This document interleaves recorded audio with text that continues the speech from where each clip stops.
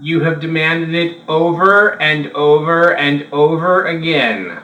Interlaced versus progressive. 1080i versus 1080p.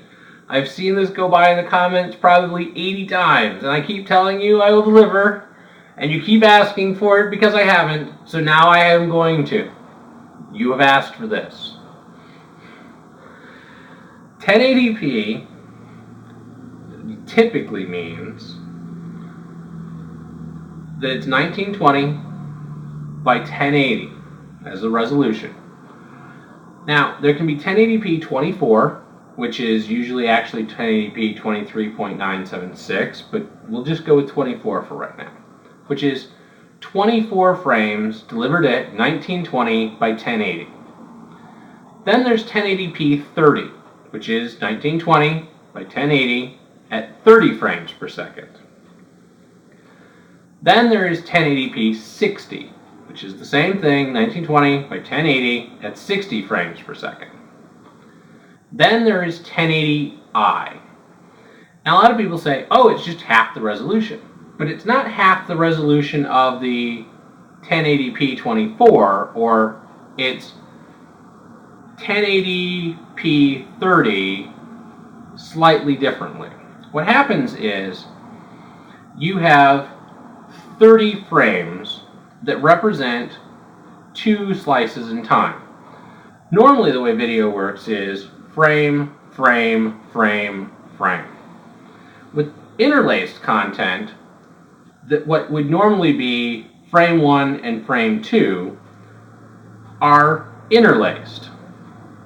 And so you represent one set of time in the top lines and a fraction of a second, usually 16 milliseconds or thereabouts, later in the bottom line.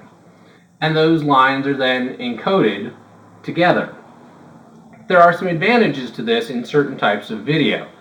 You get 60 frames rate equivalent in terms of the motion, but you get the added ability to do some of the compression based on things that line up. So if you've got a football player on a football field where you've got a lot of green grass, lots of times you can get compression between the lines, and that will be more efficient than encoding at the 30 frames per second.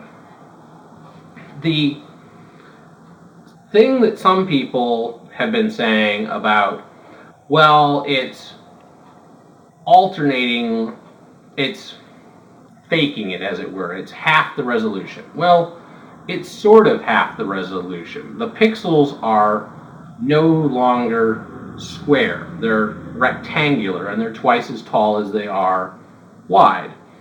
But the way that this actually works in an LCD television that is not truly interlaced is that you double the height of those pixels, and then you shift them up and down. So when you present them as 60 frames at half of the 1080p resolution, and you do what's called jitter up and down the lines so that the position information is the same. So that if you've got a graphic on the screen that says the player's name with a bar across it, that line doesn't bounce up and down when it's encoded between the 2 frames.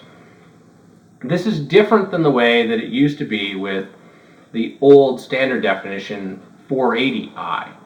480i, the television actually had alternating lines, and any given frame you lit them up differently. And because the phosphors would stay lit for longer than the length of a frame, you got a small amount of blur as it went from one set of lines to the next set of lines to the next set of lines. And so the position information was different, and you presented half of the lines at any given frame.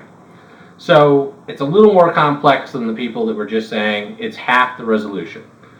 It is half the resolution of the 60, the 1080p 60, but it's half the resolution at twice the presentation rate for versus 1080p 30. So hopefully I've made this less confusing, not more confusing, because it's kind of a confusing thing and you need lots of pictures and some signal understanding, and it varies wildly depending on which display you're using. So it's kind of hard to just do a simple answer, but hopefully you're there.